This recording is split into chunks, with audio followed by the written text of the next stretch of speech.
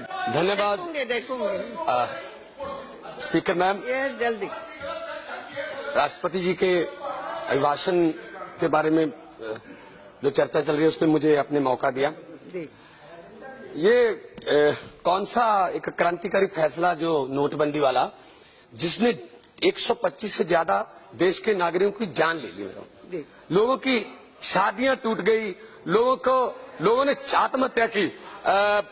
फतेहगढ़ चूड़ियां अमृतसर के पास एक गांव है मज्जूपुर, 5 दिसंबर को एक किसान की बेटी की शादी थी। 27 नवंबर को वो बैंक में गया, उसके अकाउंट में 4.25 लाख थे तो उसको पैसे नहीं मिले। अगले दिन फिर गया, नहीं मिले। अगले दिन वो हलवाई और टेंट वाले के रसीद ले गया कि मुझे पैसे दे दो, लेकिन मिले नहीं। तो उसने क्या किया, हलवाई ने कहा कि मैंने को कहीं और बुकिंग ले ली है, मैं नहीं आ पाऊंगा, अपने पैसे नहीं टाइम पे। टेंट वाला भी मुकर गया। तो उसने कहा मेरी शरीके में, मेरी सोसाइटी में नाक कर जाएगी। मैडम अपने खेत में जाके फांसी लगा के उसने आत्महत्या कर ली।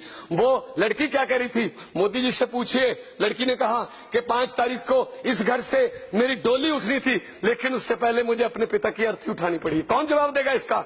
कौन जवाब देगा इसका? आपने नोटबंदी की है, याद रखना बीजेपी वालों, लोग देश में आपकी वोटबंदी करेंगे। अब कौन खड़ा है एटीएम के सामने? कोई काले धन वाला है? वो खड़े दुकानदार खड़ा, दिहाड़ीदार खड़ा, बूट पालिश करने वाला खड़ा है। जो काले धन वाले हैं उनके अकाउंट नंबर देते हैं हम, स्विस बैंकों के तारीख भी देते हैं, वहां लाओ, उनको लाओ। दिल्ली के चुने हुए सीएम के ऑफिस पर सीबीआई रेड करती है। ये फेडरल स्ट्रक्चर के लिए बहुत खतरा है। आज माननीय कोर्ट ने डांट लगाई है इनको कि एमएलए पकड़ना हो आम आदमी पार्टी के तो बड़े तेज हो जाते हो, बाकी सारे केस निपटा लिए तब कि तेज हो जाते हो। तो मैडम फेडरल स्ट्रक्चर को खतरा है। और एक बात जो वो कमी लगी जो हमें होनी चाहिए थी, पंजाब एक ऐसी स्टेट है जिसने देश की आजादी में सबसे ज्यादा कुर्बानियां दी। पंजाब एक ऐसी स्टेट है जब देश गेहूं बाहर से मंगाता था तो हरी क्रांति, ग्रीन रेवोल्यूशन के जरिए पंडार अनाज के पंजाबियों ने भर दिए। आज पंजाब का किसान क्राइसिस में है, आत्महत्याएं कर रहा है। उनके बारे में कुछ बोल देते, पंजाब को कोई स्पेशल पैकेज दे देते। 4 बार मोदी साहब गए हैं पंजाब, 1 रुपया नहीं दिया, 4 बार गए। लुधियाना गए, चरखा दे के आ गए। चरखे तो हमारी दादियों के हमारे घर पे भी पड़े हैं। बातें करते डिजिटल इंडिया की, चरखों से चलेगा?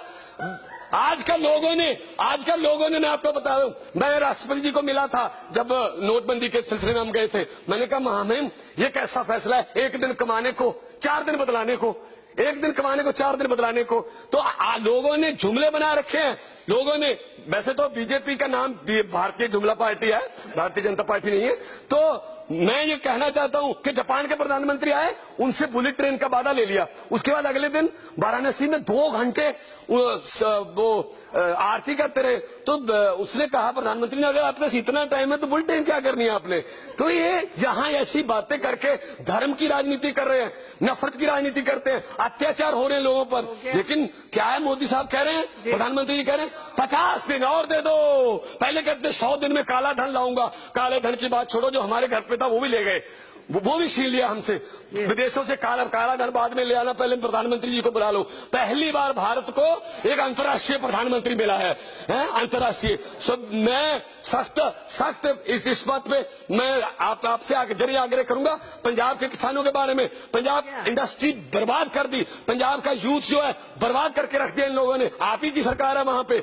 लेकिन पंजाब में अब जो 11 मार्च को रिजल्ट आएंगे, सबसे पहले अमित शाह जी वो उनका बयान आएगा कि हम लोगों के फैसले का स्वागत करते हैं और इस हार की समीक्षा करेंगे। सो मैं मैडम, मैं ये बात आपके जरिए रखना चाहता हूं कि आखिर में एक शेर बोल के मैं बैठ जाऊंगा, मैं ज्यादा टाइम नहीं लूंगा, कि नदी के किनारे अगर ये राजनीतिक लोग बस जाएं तो लोगों के होंठ 2 घूंट पानी के लिए भी तरस जाएं।